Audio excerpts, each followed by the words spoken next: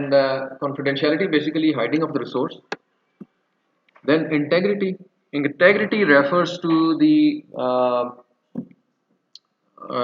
basically the existence of your resource. No one must be able to alter your resource without your permission. Without your permission, that is the important thing. And the third one is the availability. Availability basically refers to the availability of the resource. Whenever you require a resource to be used, it should be made available. It shouldn't happen that an attacker attacks your resource and he makes it offline, or your resources can not accessible. So these are the three basic important factors that actually ensures the security. इनको हमने बड़ी detail में discuss किया last lecture. Okay, जब security के context में हम discussion करते हैं तो इसमें कुछ ऐसी टर्म्स हम यूज करते हैं सिक्योरिटी में that you must know. First one is the vulnerability. Vulnerability ये होती है कि आपके सिस्टम के अंदर कोई ऐसा डिफेक्ट रह जाए that is actually not known to you, but still there is some defect in your system that can be exploited by an attacker. जो अटैकर एक्सप्लॉइट कर ले, ठीक है. कोई ऐसा जिसको हम यूजुअली सिक्योरिटी के कॉन्टेक्स्ट में बैकडोर्स भी कहते हैं, कि ऐसी कोई लूप होल रह गया आपके सिस्टम के अंदर जिसको यूज करते हुए जो आपका अटैकर है he will penetrate into your system. वो आपके सिस्टम के अंदर दाखिल हो जाएगा. वो उस एक्सप्लॉइट को बेसिकली हम वुल्नरेबिलिटी कहते हैं, ठीक है. एन एरर और वीकनेस इन द डिजाइन, और यूजुअली ये हमेशा जब आप सिस्टम को डिजाइन करते हो तो उस वक्त होता है. तो आपका सिस्टम इतना स्ट्रॉन्ग एनफ होना चाहिए कि उसमें you should be able to identify the vulnerabilities, या कोई ऐसा डिजाइन के अंदर कोई लूप होल रह गया, कोई वीकनेस रह गई है जो कि अटैकर एक्सप्लॉइट करता है. अब देखिए फायरफॉक्स है, मोजिला और जो आपके इंटरनेट एक्सप्लोरर है, अब वो आपको ओपन चैलेंज करते हैं कि इसमें से सिक्योरिटी के जो बग्स हैं वो आइडेंटिफाई करें. एक चीज याद रखिएगा, 100% सिक्योरिटी नामी कोई चीज नहीं होती. There is nothing like 100% security. हमेशा कुछ ना कुछ लूप होल्स रहते हैं, और यही कॉन्टिन्यूस इंप्रूवमेंट प्रोसेस है कि बार बार आप उसको एवेलुएट करते रहते हो और उसमें से बग्स आइडेंटिफाई करते हो. टेस्ट इंजीनियर का क्या काम होता है? अब देखें, मुख्तलिफ है ना फील्ड्स हैं. जिस तरह सिस्टम एनालिस्ट अलग होता है, टेस्ट इंजीनियर अलग होता है जो टेस्टिंग करता है सॉफ्टवेयर की, एक डेवलपर होता है. अब ये अलग अलग जो है वो फील्ड्स हैं. टेस्ट इंजीनियर का काम ये है कि आइडेंटिफाई करना है एरर आपके सिस्टम में से, कोई ना कोई सिस्टम में से एरर निकालना है. एरर, ठीक है. अभी हम सिक्योरिटी के कॉन्टेक्स्ट में डिस्कस कर रहे हैं, इन जनरल डिस्कस कर रहे हैं जो टेस्ट इंजीनियर की फंक्शनैलिटीज है, कि एरर, अगर आपने एरर आइडेंटिफाई नहीं किया that means you are not good test engineer. आपने हमेशा कोई ना कोई मसला निकालना है, ठीक है. अगर कोई नहीं निकाला दैट मींस कि कोई ना कोई लूप होल है सिस्टम के अंदर, क्योंकि 100% परफेक्ट नहीं होता, कोई ना कोई मसले मसाइल होते हैं. तो वो टेस्ट इंजीनियर ने आइडेंटिफाई करने होते हैं. अगर आपने आइडेंटिफाई नहीं किया दैट मींस कि आपने you not a good test engineer. इसी तरह सिक्योरिटी के कॉन्टेक्स्ट के अंदर भी आपने कोई ना कोई लूप होल निकालना होता है, ठीक है. और कोई ना कोई लूप होल रहता है, और वो बेसिकली उसको हम वुल्नरेबिलिटी कहते हैं. Vulnerability is a bug in your system, ठीक है, और a weakness in your system, उसको वुल्नरेबिलिटी. और हमेशा वुल्नरेबिलिटी को एक्सप्लॉइट करता है, इनको एक्सप्लॉइट्स भी कहते हैं, और उसको एक्सप्लॉइट करता है अटैकर. हमेशा अटैकर, जब वो आपको देखें, जब आपका एक सिस्टम है ना, ये सिस्टम मैंने लाइव किया हुआ है, ये मेरा सर्वर है, ठीक है, नेट के साथ कनेक्टेड है. इसमें मैंने FUI का सर्वर मेंटेन किया हुआ है, जो वेबसाइट चल रही है. फॉर एग्जांपल, अब किसी अटैकर ने अटैक करना है सिस्टम पे, तो इस सिस्टम की पहले वीकनेस निकालेगा. ऑब्वियस बात है, कोई वीकनेस होगी तो इसके अंदर पेनिट्रेट करेगा, और फिर उसके थ्रू वो उसको एक्चुअली डिस्ट्रॉय करेगा मेरे सिस्टम को. तो पहले वो वुल्नरेबिलिटी आइडेंटिफाई करेगा. वुल्नरेबिलिटी क्या हो सकती है? फॉर एग्जांपल, कि कोई ऐसी पोर्ट थी जो मैंने इस सिस्टम के ऊपर ओपन रखी हुई है. पोर्ट बेसिकली क्या होता है? आईपी और पोर्ट में क्या डिफरेंस है? नेटवर्क्स पढ़ी है ना आपने, आईपी और पोर्ट में क्या डिफरेंस है? बड़ा बेसिक सा क्वेश्चन. कम ऑन, सॉरी, मुझे आईपी और पोर्ट में डिफरेंस बताएं.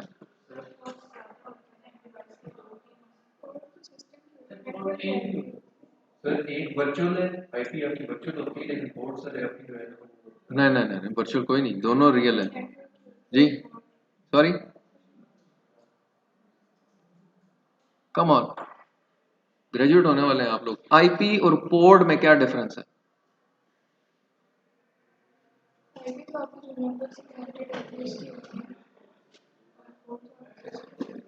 पोर्ट सिस्टम की है, ठीक है, लेकिन थोड़े पढ़े लिखे वाली बात होनी चाहिए ना उसमें, वर्ड्स में। देखिए दोनों ड्रेसेस हैं, यू आर राइट, दोनों ड्रेसेस हैं। आईपी भी एड्रेस है, पोर्ट भी एड्रेस है। आईपी जो है वो आपके सिस्टम का एड्रेस है, ताकि नेटवर्क के अंदर आपके सिस्टम को ढूंढने में आसानी हो। ऐसे ही होता है ना, एक ये आईपी इस पे मैंने कॉन्फ़िगर किया है फॉर एग्जांपल, और ये कहीं यूरोप में पड़ा हुआ, तो यहां से डाटा यूरोप तक कैसे जाएगा? एड्रेस है ना, ठीक है। इसको ट्रीट इस तरह करें कि like your house, like a flat, एक फ्लैट है आपके पास, ठीक है। फ्लैट की बिल्डिंग होती है, उसमें मोस्टली फ्लैट्स होते हैं। अब एक बिल्डिंग है, उसके अंदर डिफरेंट जो है आपके बेसिकली फ्लैट्स हैं। अब जब एक पोस्टमैन है, उसने एक लेटर लेके आना है, पहले तो वो आपकी बिल्डिंग पे पहुंचेगा, ऐसे ही है ना। बिल्डिंग 1 2 3, 3 ब्लॉक्स हैं आपके पास, आपका ब्लॉक नंबर 2 में है, फ्लैट नंबर फॉर एग्जांपल 33 है, ठीक है। तो पहले तो वो ब्लॉक तक पहुंचेगा, फिर आपके 33 पे आएगा, या पहले डायरेक्टली 33 को ढूंढना शुरू कर देगा, ऐसा ही है ना। तो आईपी बेसिकली आपका एड्रेस है लोकेशन का, वो आपकी लोकेशन आइडेंटिफाई करता है आईपी। ये एक्चुअली सिस्टम पड़ा हुआ कहाँ पे है, इसको मैंने रिलेट किया है फ्लैट सिस्टम के साथ, ठीक है। दोनों बिल्कुल रिलेट करती हैं एग्जांपल। पहले तो लोकेशन आइडेंटिफाई करेगा कि ये किस जगह पे है। फॉर एग्जांपल DHA 1 में फ्लैट फॉर एग्जांपल जो ब्लॉक नंबर 3 है, ठीक है। तो ब्लॉक पहले DHA ब्लॉक नंबर 3 जाएगा, वो आपका आईपी है, ठीक है। तो आईपी आपकी लोकेशन आइडेंटिफाई करता है।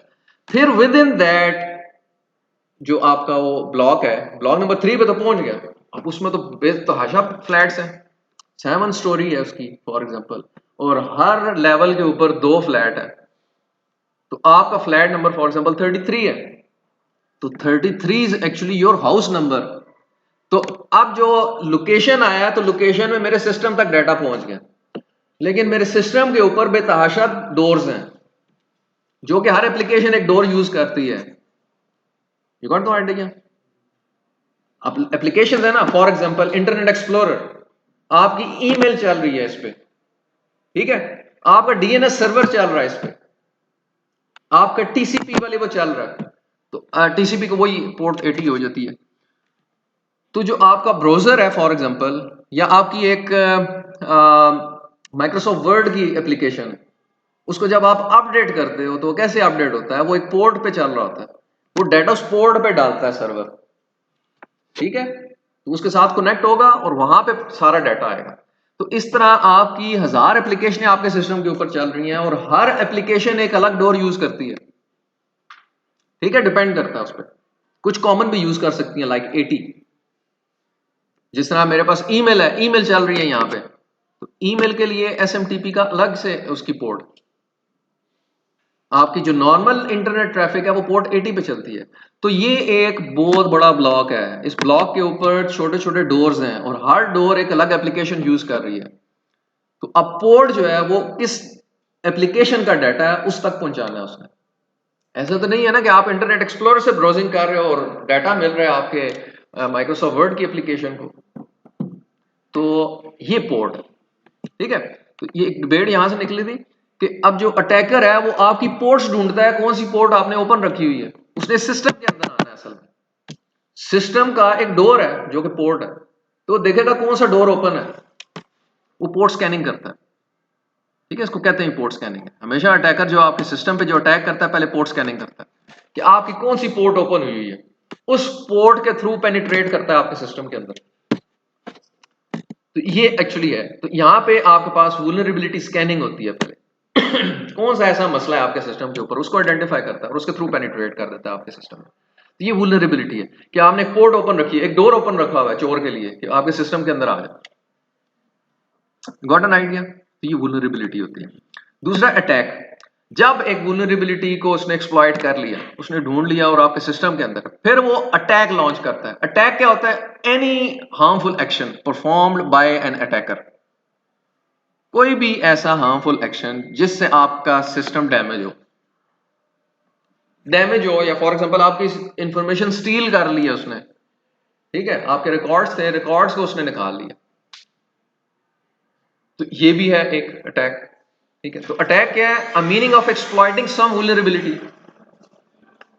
Sorry, you can not come please, you can not कम।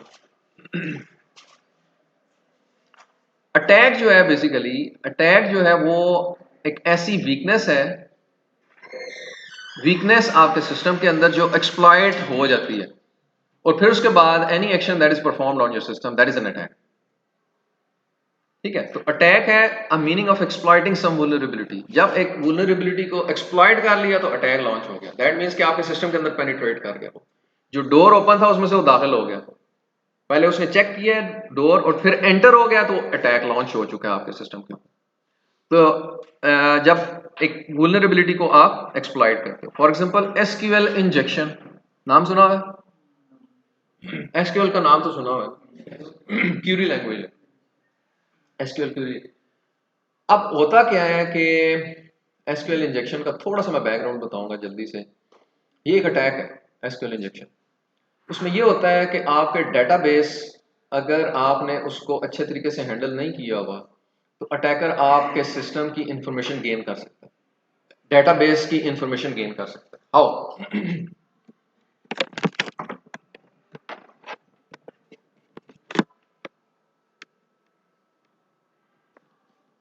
जो नॉर्मल सिस्टम्स हैं वो इस क्यूरी को एक्चुअली,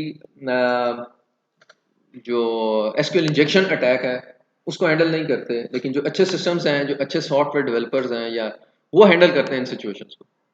तो कोई सी भी एक कंडीशन ट्रू हो जाए और करके तो आपकी क्यूरी रन हो जाएगी। ये एसक्यूएल इंजेक्शन अटैक है।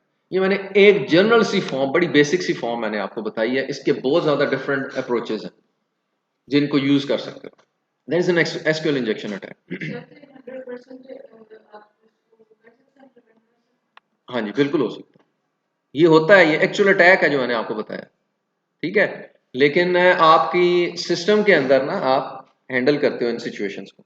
ये डेवलपर का काम है या डिजाइनर का काम है कि इन सिचुएशंस को वो हैंडल करे। ठीक है, वो कैसे करता है, देयर इज डिफरेंट डिबेट, वो अलग से चीज चली जाती है, लेकिन हो जाता है ये काम। ठीक है, आपने सिक्योरिटी के थ्रू ही करना है। जो आर्गुमेंट आ रहे होते हैं ना, आर्गुमेंट को पार्सिंग करनी होती है आपने, और उसमें से इस तरह के जो स्पेशल वर्ड्स होते हैं, या तो आप फील्ड के अंदर अलाउ ही ना करो स्पेशल को, लेकिन पासवर्ड के अंदर स्पेशल आते हैं। ठीक है, तो आपने हैंडल करना है सिचुएशन। ये तो होगा अटैक। थ्रेट क्या है?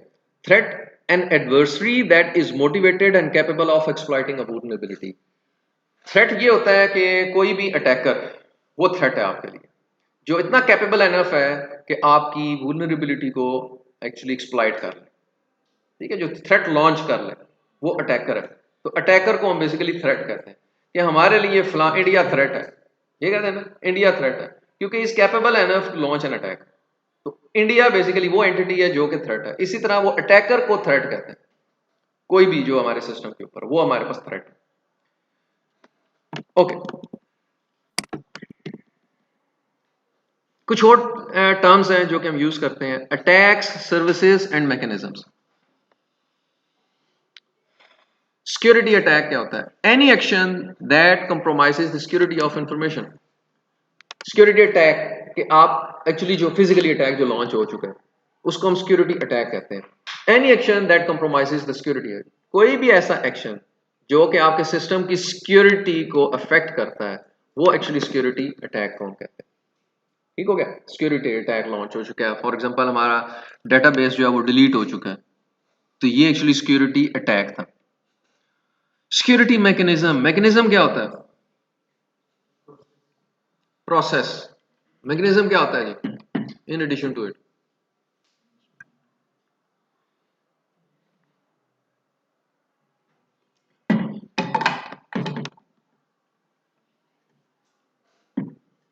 Mechanism, broaden your horizon।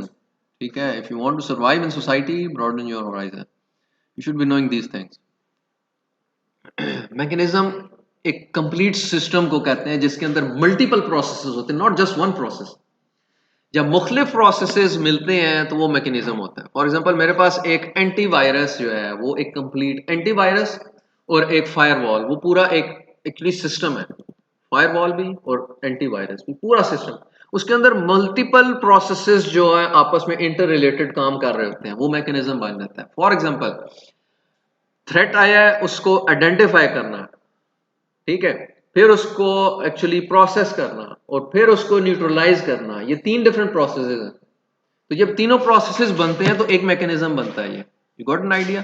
तो मैकेनिज्म पूरे सिस्टम को कहते हैं कि मैं इसके अगेंस्ट को एक ऐसा मैकेनिज्म बनाऊंगा, सिस्टम बनाऊंगा जिसके अंदर मल्टीपल प्रोसेसेस होंगे कि वो इसको एक्चुअली कॉप अप कर ले या डील कर ले, ठीक है, तो वो मैकेनिज्म होता है।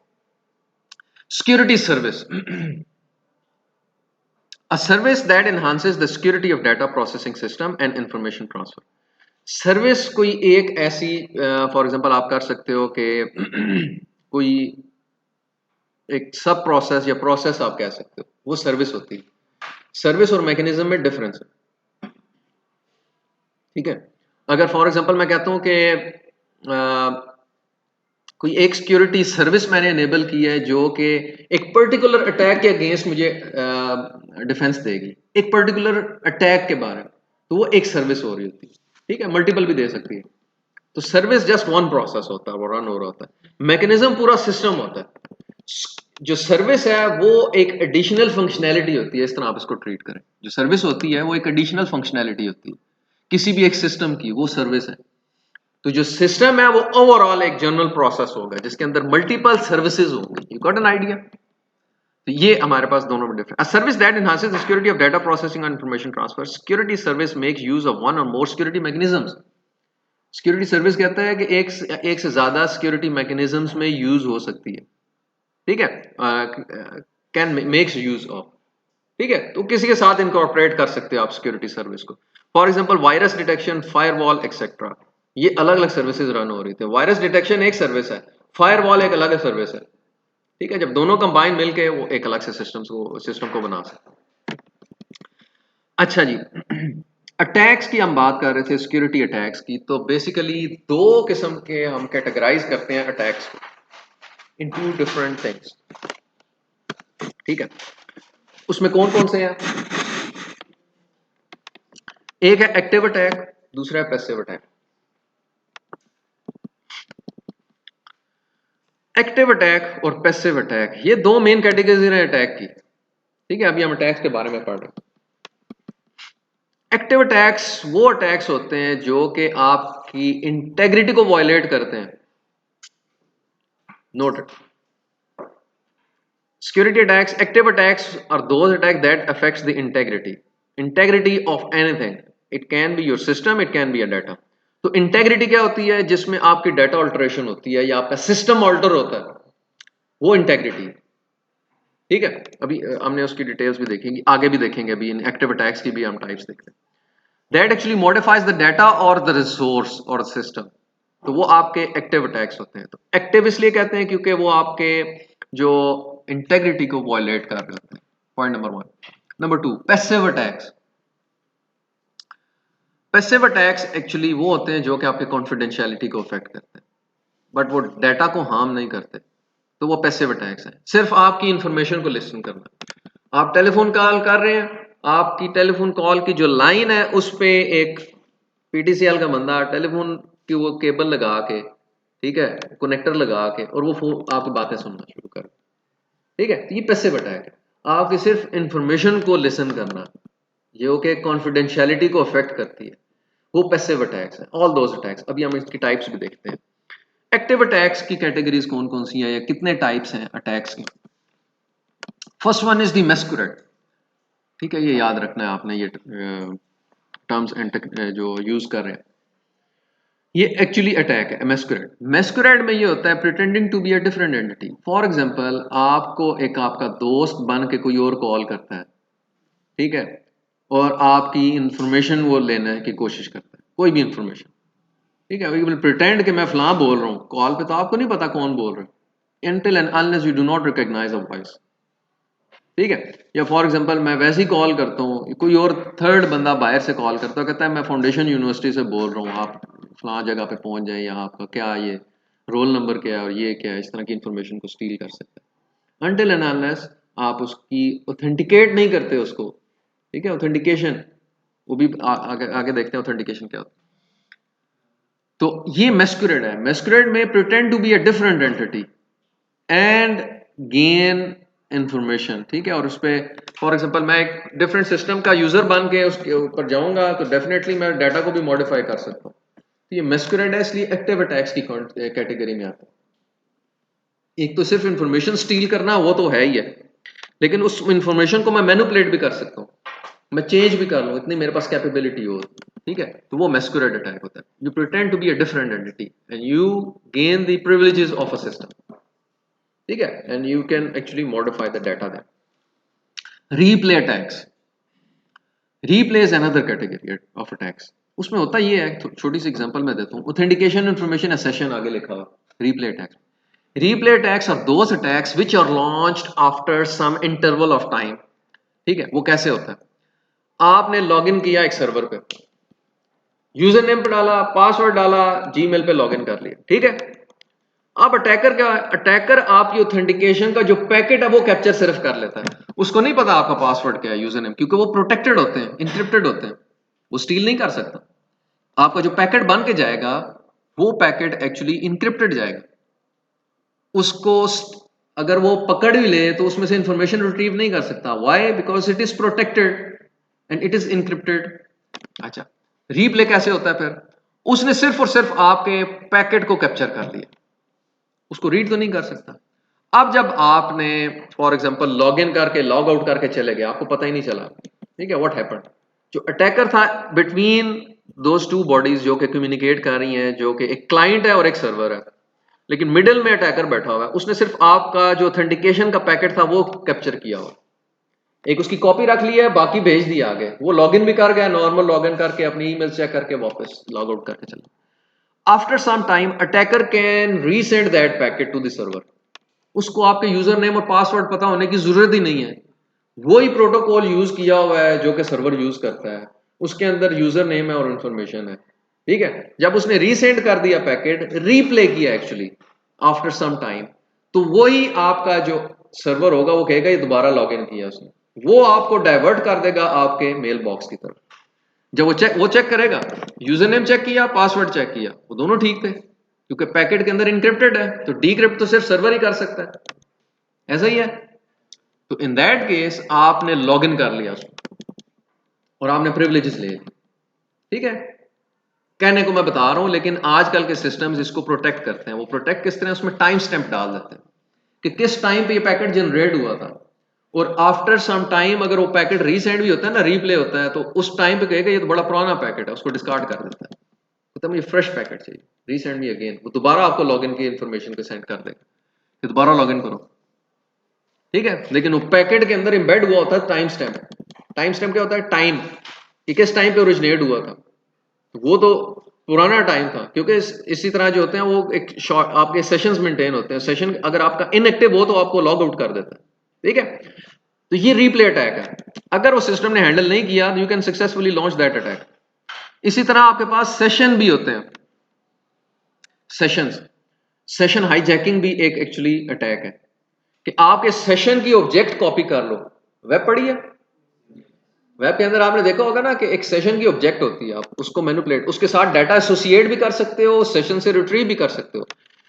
यूजुअली आप जब भी आपने एक लॉगिन किया एक पेज के ऊपर, जिस तरह एलएमएस है, आप जितने पेजेस के अंदर जाओ तो आपका लॉगिन आईडी आ रहा होता है हर पेज के ऊपर। How is that possible? तो वो एक्चुअली आपकी जब लॉगिन करते हैं ना फर्स्ट टाइम, तो आपके यूजर नेम को अटैच कर देता है सेशन की ऑब्जेक्ट के साथ। सेशन की एक ऑब्जेक्ट होती है, ठीक है ना, वेब आपने पढ़ी हुई है, यू नो दैट। तो उस अगर मैं सेशन की ऑब्जेक्ट को एक्चुअली कॉपी कर लेता हूं और यूजर के लॉग आउट करने से पहले पहले मैं वो अटैक वो ऑब्जेक्ट सेंड कर देता हूं उसको, तो actually I can reconnect with the system with in that session. तो ये भी सेशन रीप्ले भी हो जाता है। ठीक है, तो ये रीप्ले अटैक्स है कि एक नॉर्मल जेन्युइन यूजर है, उसकी ऑब्जेक्ट को आप कॉपी कर लो, किसी भी ऑब्जेक्ट को, फॉर एग्जांपल ऑथेंटिकेशन की ऑब्जेक्ट आपने किया है या आपने एक सेशन की ऑब्जेक्ट की है, and you resend that object after some interval of time and you successfully log into that system, that is actually the replay attack. ठीक है, अटैकर के कॉन्टेक्स्ट में बात कर रहा हूं, तो वो रीप्ले अटैक होता है। समझ आया जी? आगे चलते हैं, मॉडिफिकेशन ऑफ मैसेज। ठीक है, मैस्कुरेड की ये एग्जांपल है कि एक बॉब है और एलिस है, ये दोनों actually they know each other, but there is a deaf जो कि अटैकर दरमियान बैठा है, वो पैकेट सेंड कर रहा है और कह रहा है कि मैं बॉब हूं और उससे बातें कर रहा है। ये बेसिकली मैस्कुरेड अटैक था। ठीक है, इसकी एग्जांपल है, मैं यहाँ पे नहीं बताया। मॉडिफिकेशन ऑफ मैसेज, ये तो है ही एक्चुअली एक्टिव अटैक है। एक्टिव कि आप एक सेंडर ने डाटा सेंड किया है, दरमियान में अटैकर है, उस अटैकर कैप्चर करके डाटा को मॉडिफाई करके रीसेंड कर देता है, तो ये एक्चुअली मॉडिफिकेशन ऑफ मैसेज है। ठीक है, अनटिल अनलेस आपने कोई एक सिक्योरिटी मैकेनिज्म अप्लाई नहीं किया हो उस पर। ठीक है, कोई एक ऐसी सिक्योरिटी इन्फोर्स नहीं की हुई जी। अच्छा, फिर है डिनाइल ऑफ सर्विस। ये मैंने आपको बताया था डिनाइल ऑफ सर्विस कैसे होता है। ठीक है, डिनाइल ऑफ सर्विस ये होता है कि आप एक अटैक सर्वर पे इतनी रिक्वेस्ट सेंड कर देते हो कि उसकी प्रोसेसिंग कैपेबिलिटी से बाहर हो जाता है।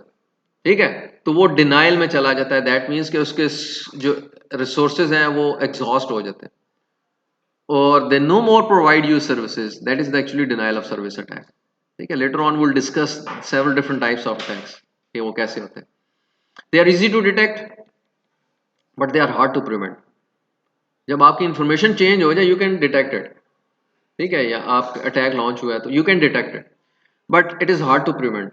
अटैकर किसी न किसी तरीके से वो करेगा, आप उसको रोक तो नहीं सकते, क्योंकि आपकी जब इंफॉर्मेशन जा रही होती है वो कम्युनिकेशन लाइंस के ऊपर जा रही होती है, उधर वहां पे हम सिक्योरिटी गार्ड तो नहीं बिठा सकते पूरी लाइन के ऊपर। ठीक है, तो कोई ना कोई घर में बैठा हुआ आपके सिस्टम को, आपकी जो कम्युनिकेशन को लिसन कर सकता है और उस पर अटैक्स लॉन्च कर सकता है। क्लियर हो गया? तो ये एक्टिव अटैक्स है। फिर है हमारे पास पैसिव अटैक्स।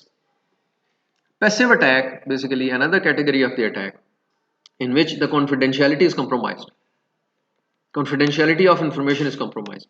तो उसमें से कौन कौन से? eavesdropping कहते हैं, eavesdropping on transmission to obtain information, जो कि आजकल भी पीटीसीएल के जो एम्प्लॉयज हैं वो काम कर रहे होते हैं। ठीक है, और पहले भी करते थे। उसमें क्या होता है ईव्सड्रॉपिंग के एक ट्रांसमिशन लाइन के ऊपर आप बैठ जाओ और उसकी आपकी कम्युनिकेशन को लिसन करना शुरू कर दो। Like telephone line, telephone line में वो बाहर एक वो डीपीसी लगी होती है, उसमें सारे वो पोर्ट्स होती हैं, तो आपने सिंपली उसके साथ एक रिसीवर लगाना है।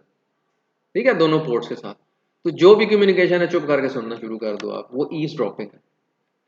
ठीक है, that is one of the attack कि you continuously listen the transmission line and you try to obtain the information out of it.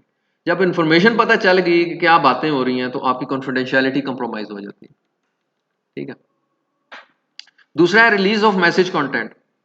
Release of message outsider learns the content of transmission, कि आपके जो content है information का उसको वो actually देखता है कि क्या हो रहा है। ये वही है, ट्रांसमिशन लाइन के ऊपर से ऑब्टेन करता है इंफॉर्मेशन को।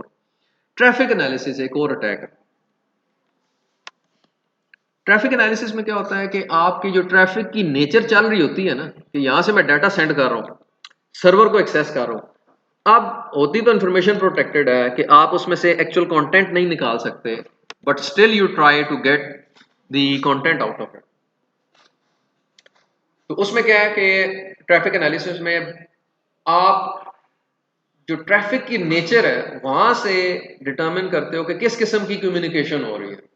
आपको पता नहीं होता कि कम्युनिकेशन किस तरह की हो रही है, लेकिन आप ट्रैफिक का एनालिसिस करते हो और जो नेचर ऑफ ट्रैफिक है उससे आप यू ट्राई टू गेट कि ये एक्चुअल चल क्या रहा है, ये कौन सी इंफॉर्मेशन को एक्सेस कर रहा है।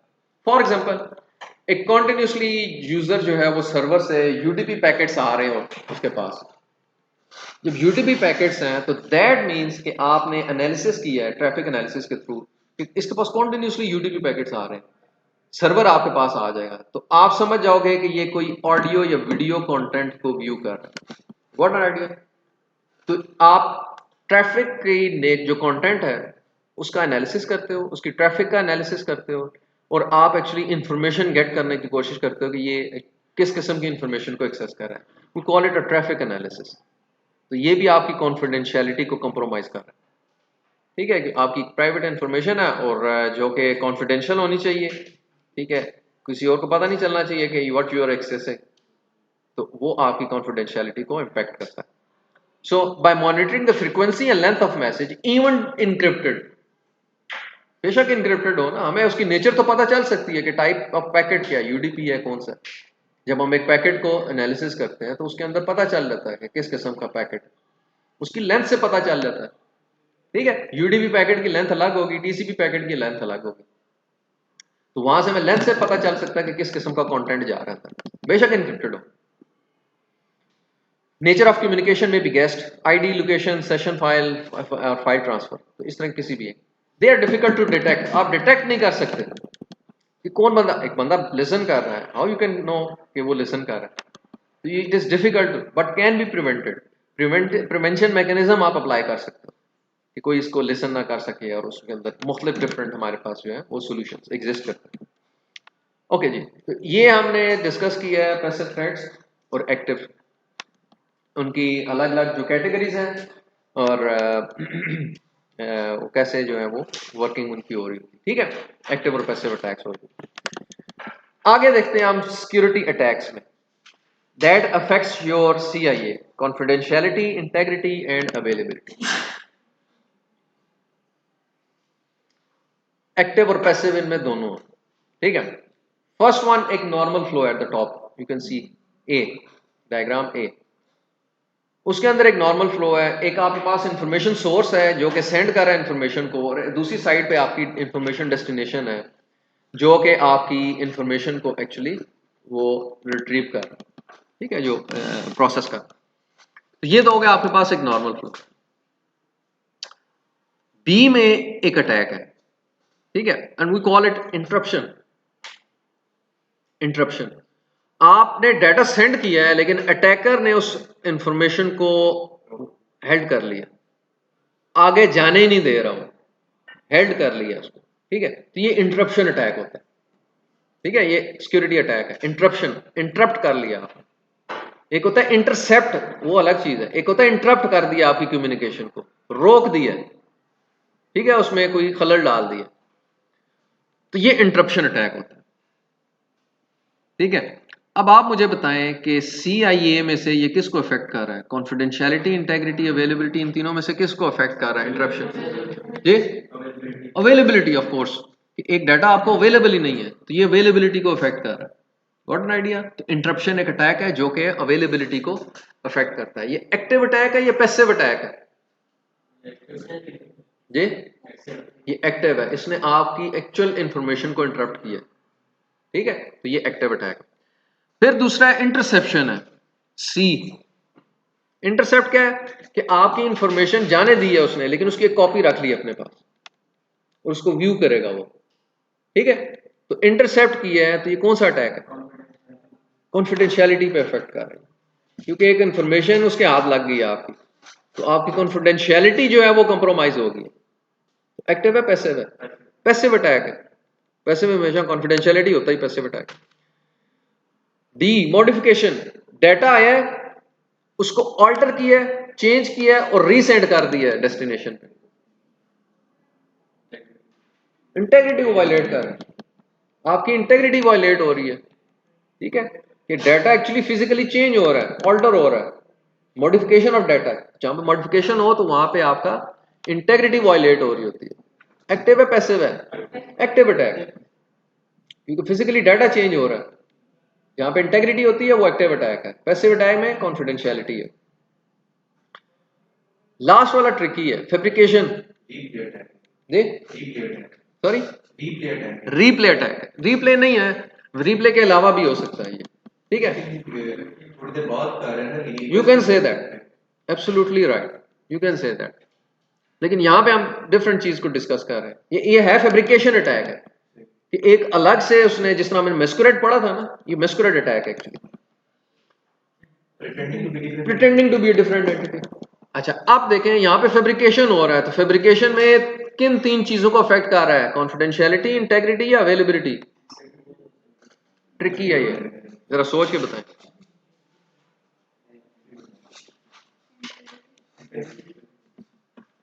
इंटेग्रिटी वायलेट हो रही है, करेक्ट।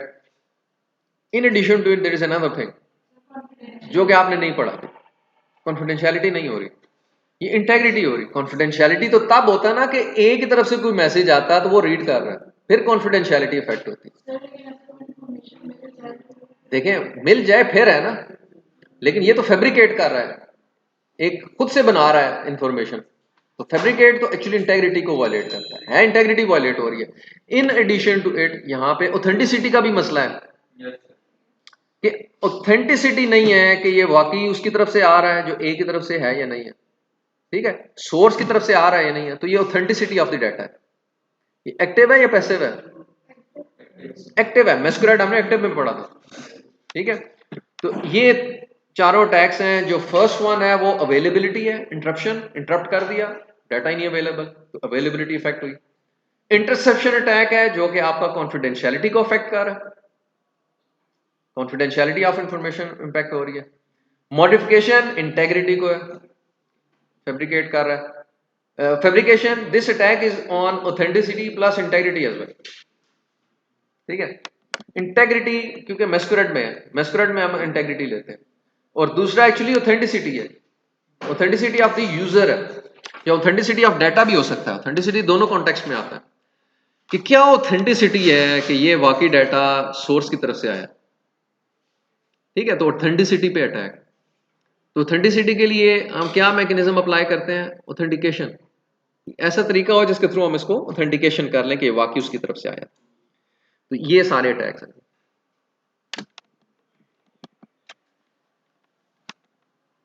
सिक्योरिटी सर्विस, सर्विस एक particular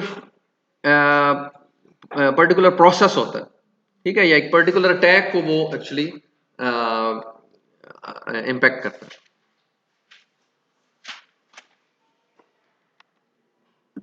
first one confidentiality, confidentiality है बेसिकली ये एक सर्विस जो कि प्राइवेसी को इंश्योर करती है, प्राइवेसी ऑफ द यूजर, क्योंकि जब भी कॉन्फिडेंशियलिटी होगी तो वो प्राइवेसी ऑफ द यूजर को ही एक्चुअली इंश्योर करती है, तो प्राइवेसी एक है।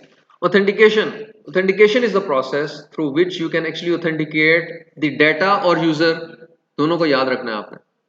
ऑथेंटिकेशन ऑफ डाटा का क्या मतलब है कि डाटा जो आया है वो ठीक आया है।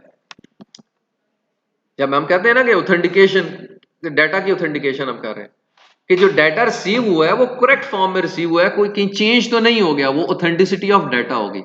एक होता है authenticity of the user. Authenticity of the user क्या है कि जो यूजर क्लेम कर रहा है वो वाकई वो है, ठीक है। जिस तरह आप अपने एक ईमेल पे लॉगिन करते हो, जब आपने लॉगिन किया आपने यूजर नेम और पासवर्ड दिया है, दैट कैन बी कंप्रोमाइज्ड, ठीक है। तो ऑथेंटिकेशन का जिसको हम मल्टी फैक्टर ऑथेंटिकेशन भी कहते हैं, उसमें क्या हुआ है कि आपके फोन पे कोड सेंड कर दिया उसने, मल्टी फैक्टर होती है ना ये ऑथेंटिकेशन, कि यूजर ने भी दिया, उससे उसको तसल्ली नहीं हुई, उसने एक और सिक्योरिटी का एक लेवल मेंटेन किया हुआ है, that is to send the code on your mobile. जिस तरह बैंक वाले करते हैं एप्लीकेशन, आप यूजर ने पासवर्ड डालें, आपके मोबाइल पे कोड सेंड करेंगे या आपको ईमेल करेंगे, वहां से वो कोड एंटर करोगे, then they will authenticate you. Actually user authenticate हो रहा है कि he is the genuine user because he is the one who is using the mobile और the email, and plus he has provided correct username and password as well. If any of these two things are incorrect, you will not be able to log into your system, ठीक है। तो ये एक है authentication है। तो authentication याद रखनी है आपने, दो तरह की होती है, डाटा की भी और यूजर की भी, दोनों को आप ऑथेंटिकेट करते हो। डाटा की क्या है, डाटा जो आया रिसीव हुआ है वो करेक्ट फॉर्म में आया, वो कहीं ऑल्टर नहीं हो गया, वो ऑथेंटिकेशन ऑफ डाटा थी। और इसी तरह ऑथेंटिकेशन ऑफ यूजर भी है, वो अलग से। Integrity, we have already discussed it कि आपकी जो इंफॉर्मेशन है that has not been altered, ठीक है। Non reputation, non reputation is one of the attack जिसमें आप एक मैसेज जनरेट करते हो और बाद में मुकर जाओ, मैंने तो जनरेट ही नहीं किया। आप एक ईमेल सेंड करो, ठीक है, और बाद में आप कहो सर मैंने तो सेंड ही नहीं किया मैसेज, तो एक्चुअली आप नॉन रेपुटेशन, ये एक वन ऑफ द अटैक है कि इंफॉर्मेशन सेंड की और बाद में आप कहोगे मैंने सेंड ही नहीं की।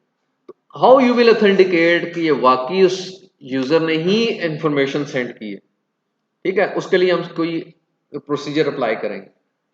तो ये नॉन रेपुटेशन होता है। Can not deny the authenticity of the message, कि वो ऑथेंटिसिटी उसकी हमने इंश्योर करनी है मैसेज की, कि ये दूसरे कॉन्टेक्स्ट में ऑथेंटिसिटी है कि वाकई उसी ने ही सेंड किया था या नहीं किया था। तो वो हम किसके थ्रू करते हैं? सिग्नेचर के थ्रू। मैंने आपको पहले बताया था सिग्नेचर जब हमने डिस्कस किया था शुरू वाला, डिजिटल सिग्नेचर जब हमने कहा था। तो सिग्नेचर जब हो जाए तो actually you are digitally signing the information, that means you are actually authenticating the content कि ये कंटेंट मैंने लिखा है, क्योंकि आपने नीचे साइन किया होता है। लेटर के नीचे साइन होता है ना, तो उसकी ऑथेंटिसिटी ये है कि ये इस बंदे ने किया है, उसके साइन हुए होते हैं नीचे, तो उसको फिर डिनाई नहीं किया जा सकता उस लेटर को। इसी तरह हम डिजिटल इंफॉर्मेशन की जब बात करते हैं कंप्यूटर के फॉर्म में, तो इसमें भी डिजिटल सिग्नेचर होते हैं और वो साइन होते हैं थ्रू योर की। आप अपने की के थ्रू जो है वो उसको डिजिटली साइन करते हो एंड यू सेंड इट। ठीक है, बाद में डिस्कस करेंगे कि क्या प्रोसीजर है डिजिटल सिग्नेचर का। वो हर एक बंदे की एक यूनिक की होती है, उस की से आइडेंटिफाई होता है कि ये फलां बंदा है, और वो की कहीं भी रेप्लिकेट नहीं होती। No two users can have a same key, हमेशा हर एक की डिफरेंट होगी। तो उस की के थ्रू हम रिकॉग्नाइज करते हैं कि वाकई ही किसने सेंड किया। ठीक है, डिजिटल सर्टिफिकेट्स का नाम सुना? सर्टिफिकेट्स जो कि आपके ब्राउजर में भी इंस्टॉल होते हैं। सर्टिफिकेट्स वेरीसाइन का है, माइक्रोसॉफ्ट का सर्टिफिकेट है जी। कभी भी नहीं देखे सर्टिफिकेट्स ब्राउजर के अंदर? आप सिक्योरिटी के टैब के अंदर जाएं, आज ही जाके करें, वहां पे जाएं सिक्योरिटी टैब के अंदर। आपके पास अगर क्रोम है या कुछ और है, सिक्योरिटी टैब के अंदर आपके पास डिजिटल सर्टिफिकेट्स होंगे, उनको क्लिक करें, आपके पास एक पूरी लिस्ट आएगी बहुत बड़ी सर्टिफिकेट्स की। उसको जब आप डबल क्लिक करेंगे तो उसके अंदर आपका वो सर्टिफिकेट ओपन हो जाएगा जिस बॉडी ने आपको एलोकेट किया हो, जिसके है जिसका सर्टिफिकेट है उसकी इंफॉर्मेशन आ जाएगी। उसके अंदर एक आपकी की भी आएगी, बहुत बड़ा हेक्साडेसिमल में एक लिखी होगी लाइनें, वो एक्चुअली की होती है। ठीक है, ये मैं उसकी की बात कर रहा हूँ। ये प्रैक्टिकल चीजें जो कि चल रही हैं आपने, लेकिन आपने उनको देखा नहीं अभी तक।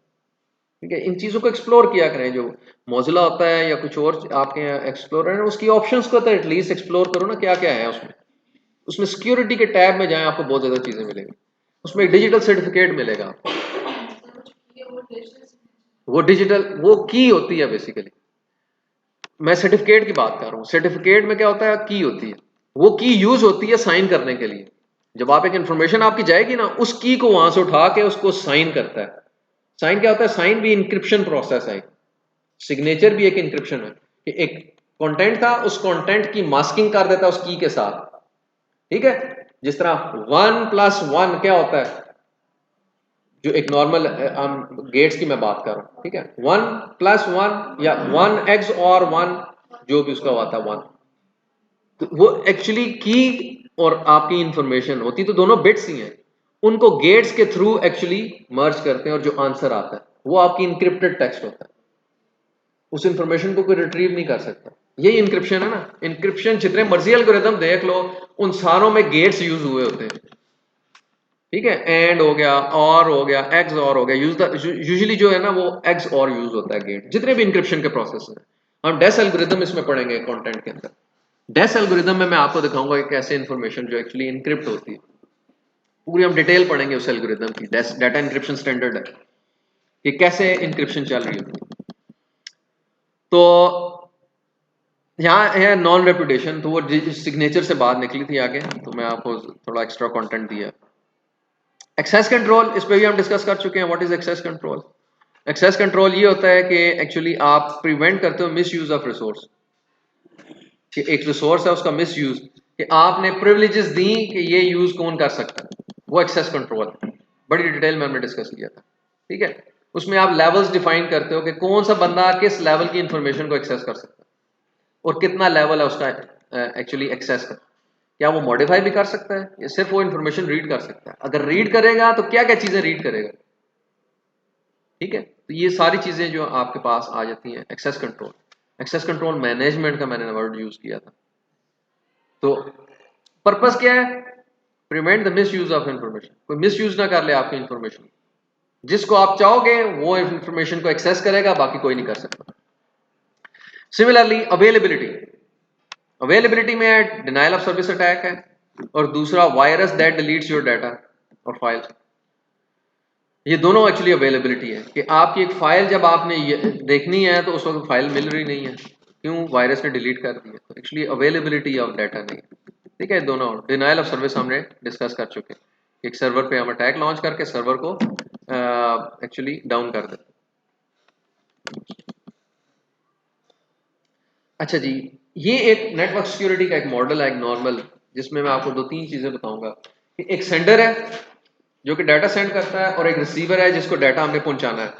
तो ऐसा कौन से डिफेंसिव मैकेनिज्म्स हैं सिक्योरिटी के कि जिसके थ्रू हम इंफॉर्मेशन को सिक्योरली सेंड करके उधर पहुंचा दें? ठीक है, तो ये दो तरीके। एक तरीका ये है कि मैं जो इंफॉर्मेशन जा रही है, ये जो आपको एक पाइप नजर आ रहा है दरमियान में, इसको मैं प्रोटेक्ट कर दूं। इसको कहते हैं टनलिंग। सिक्योरिटी के वर्ड है ये, टनलिंग। वैसे टनल कहते हैं, गार होती है ना कि टनल खोद के एक तरफ से दूसरा रास्ता बना लिया। गार तो और चीज होती है, केव होती है। टनल होती है कि आपने दो एक्चुअली चीजों को कनेक्ट करते हो थ्रू अंडरग्राउंड। तो ये इस तरह की एक टनलिंग बना देते हो कि आपने पूरा चैनल, जहां से आपका सेंडर से रिसीवर है, पूरा चैनल सिक्योर कर दिया। और इसकी एग्जांपल है वीपीएन। वीपीएन यूज करते हैं ना गेमें खेलने के लिए, तो ये वीपीएन वो है। वो आपका सर्वर से आपके क्लाइंट से लेकर सर्वर तक पूरा चैनल सिक्योर कर देता है, कोई भी उसको इन्फॉर्मेशन को एक्सेस नहीं कर सकता। फॉर एग्जांपल, आप यहां से आपका जो प्रॉक्सी सर्वर है उसने ब्लॉक किया हुआ कि आप फेसबुक एक्सेस नहीं कर सकते, आप यूट्यूब एक्सेस नहीं कर सकते लैब्स के अंदर। वो क्या किया हुआ उसने प्रॉक्सी के अंदर रूल कॉन्फ़िगर किया हुआ है कि इस सर्वर पे, उसका आईपी है ना यूट्यूब का और फेसबुक का, कि इस आईपी से रिलेटेड कोई भी पैकेट आता है उसको ड्रॉप कर दो। प्रॉक्सी सर्वर देखता है यहां से निकलने से पहले ही। प्रॉक्सी सर्वर कहां पे पड़ा हुआ है? आपकी लैब के अंदर पड़ा हुआ है। तो जो इंफॉर्मेशन निकलने से पहले वो पैकेट्स का एनालिसिस कर रहा होता है, उसमें उनके डेस्टिनेशन के आईपीस देख रहा होता है, और जो ही देखता है आपकी उसकी डेस्टिनेशन आईपी उसकी लिस्ट के अंदर मैच कर गया, उस पैकेट को ड्रॉप कर देता है। तो आप यूट्यूब या फेसबुक एक्सेस नहीं कर सकते। ठीक है, अब आप अगर वीपीएन लगाएं तो आप एक्सेस कर सकते हो। How is that possible? ठीक है, वो टनल बनी होती है। कैसे बनती है टनल? टनल तो एक रियल वर्ल्ड की एग्जांपल है ना। तो कंप्यूटर्स के अंदर टनलिंग किस तरह बनती है कि वो आपका पैकेट जो है, ठीक है, उस एक्चुअल पैकेट है, उसके अंदर डेस्टिनेशन यूट्यूब का ही लिखा हुआ है, उसको इनक्रिप्ट कर देता है पैकेट को विद डिफरेंट हेडर्स। और हेडर कौन सा होता है? सेंडर तो वही है, आपकी क्लाइंट मशीन। और डेस्टिनेशन कौन सा है? आपका वीपीएन का सर्वर। यूरोप का है, फ्रांस का है, ठीक है, यूके का है, उसका एड्रेस होता है। तो जब आपका प्रॉक्सी सर्वर उसका एड्रेस देखता है, ये तो फलां कोई और है, यूट्यूब अपनी लिस्ट के अंदर मैच नहीं होता, क्योंकि देखो एक्चुअल पैकेट को इनक्रिप्ट किया हुआ है उसने एक और, उसके ऊपर मास्किंग कर दी है उसने with different header, with different header. और उस डिफरेंट हेडर में कौन से एड्रेसेस हैं? एक आपके क्लाइंट का, और डेस्टिनेशन कौन सा है? उस वीपीएन सर्वर का, क्योंकि आपका जितना भी ट्रैफिक है फिर वो उस वीपीएन सर्वर से यूट्यूब पे जाता है। तो ये प्रॉक्सी सर्वर जब देखेगा उस पैकेट को, उसको वो तो लिस्ट के अंदर वो एड्रेस नहीं मिलेगा तो उसको अलाउ कर देगा। तो आपका पैकेट गया वीपीएन सर्वर पे जो कि यूके का, वो उस पैकेट को ओपन करता है और उसमें से एक्चुअल पैकेट निकालता है कि आपकी रिक्वेस्ट क्या है। ठीक है, वो आपकी रिक्वेस्ट थी फेसबुक की, तो वो फेसबुक को रिक्वेस्ट करता है, वहां से डाटा उसके पास आता है।